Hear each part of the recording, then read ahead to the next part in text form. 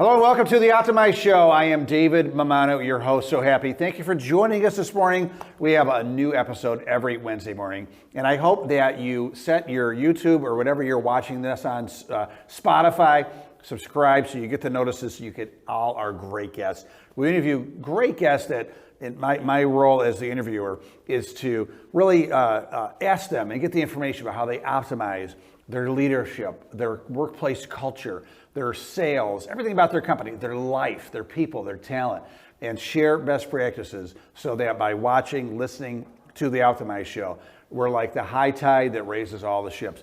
Today I have on the show a great guest that's really going to help us do this, and he's done some great things with his life, from everything from being a pro wrestler to CEO of an organization that helps women that have been abused, and everywhere in between. So what a great guy. Jeff Pier, welcome to the show. No, thank you very much for having me. I appreciate it. I am so glad you're here. Yeah, thank you. You were introduced to me by my coworker, my colleague Nikki, who saw you speak at a Quest event. Mm-hmm. And Quest is an HR kind of seminars? It's for seminars, it's for HR professionals to give them some insight of what's going on inside agencies and how to optimize the culture, actually.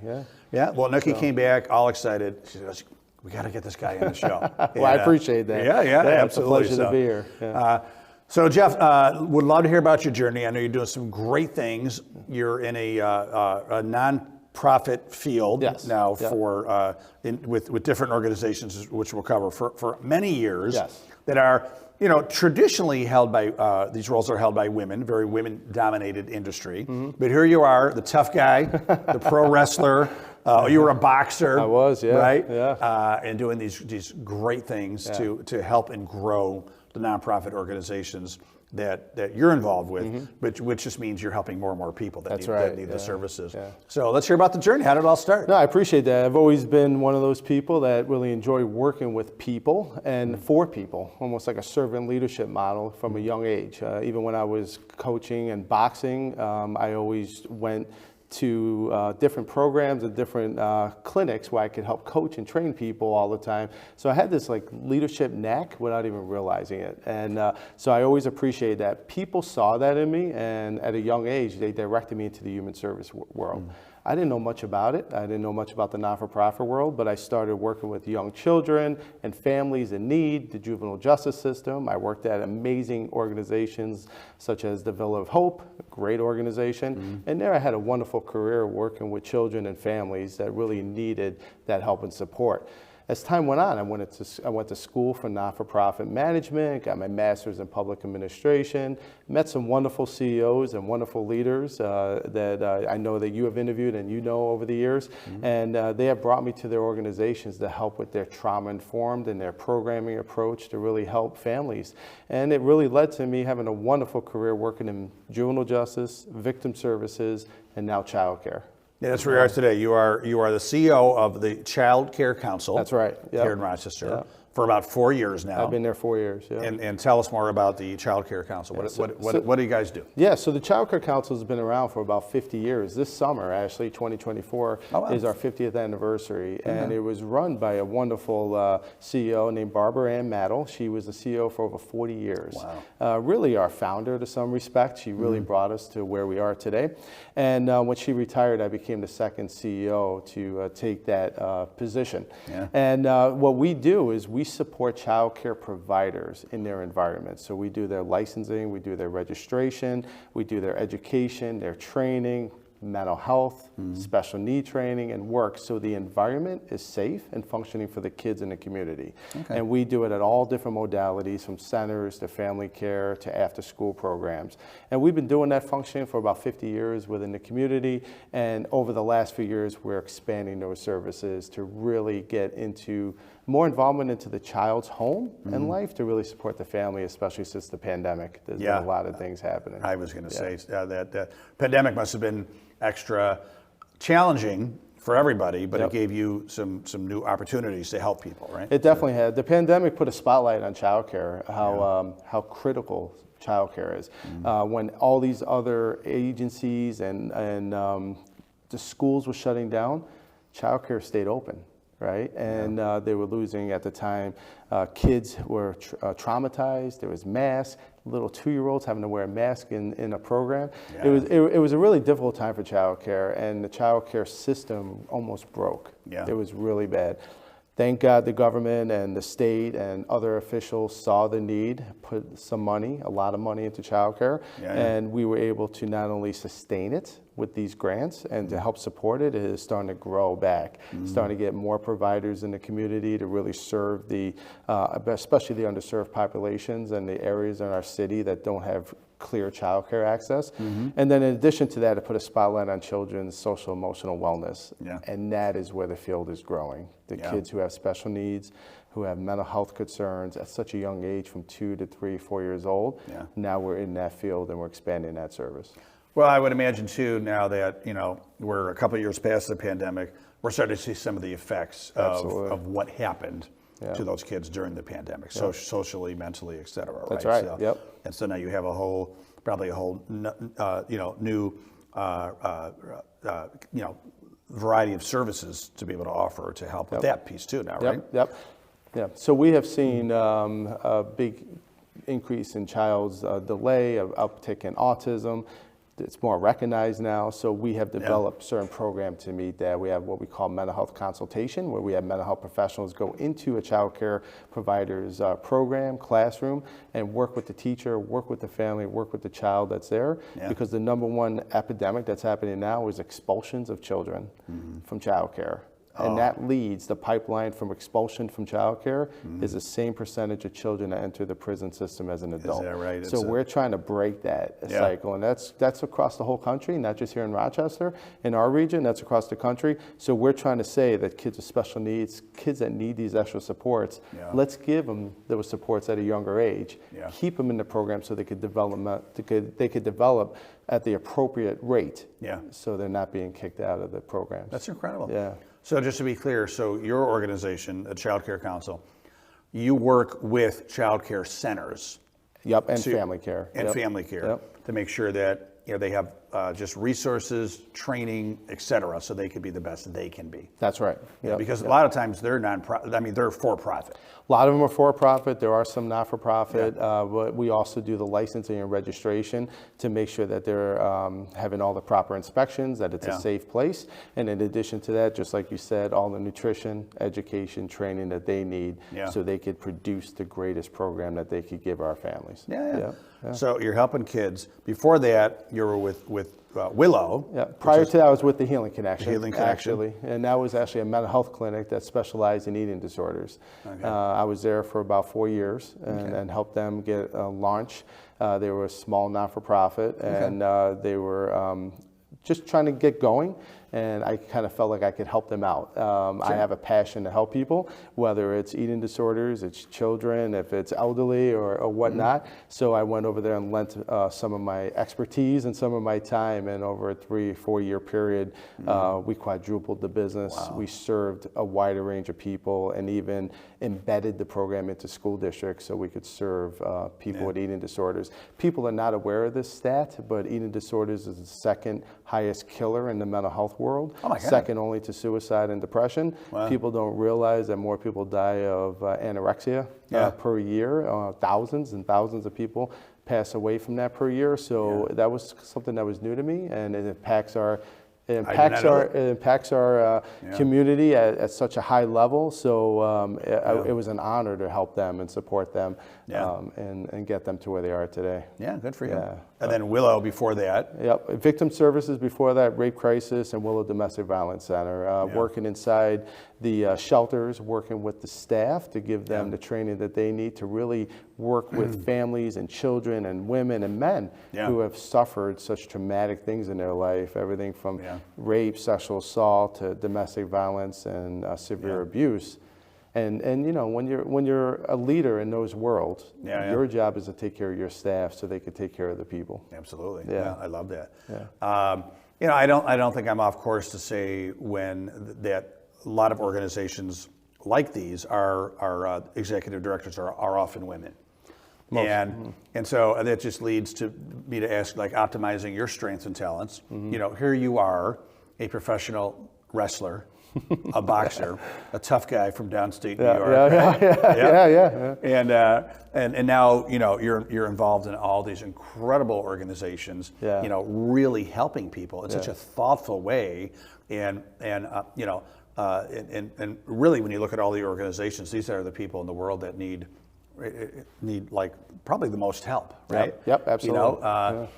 So how did a tough downstate wrestler get involved in, like, what through your mind to say, like, this is my life's work? That's a great question. I never really thought of it that way, but I was lucky enough to be surrounded by amazing people that saw that in me in high school and directed me into human service field. So at a young age, I was volunteering time and just kind of working in that field.